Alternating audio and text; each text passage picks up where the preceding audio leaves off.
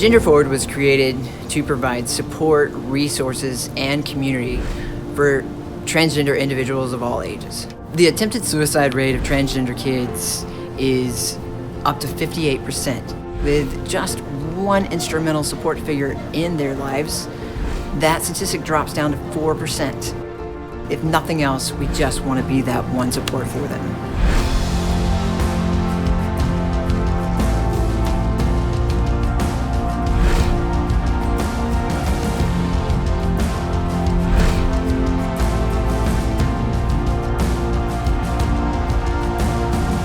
It's so important to have a safe space online for trans and gender non-conforming youth, because safe spaces are needed to build confidence in ourselves, and what better way for us to learn how to live our truth than through a community and representation.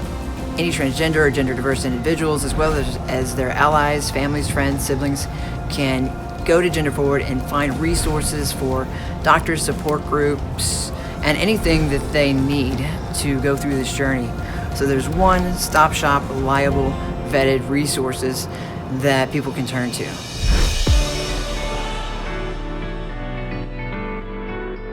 Being able to connect with other organizations and individuals across the world virtually and sign contracts is essential.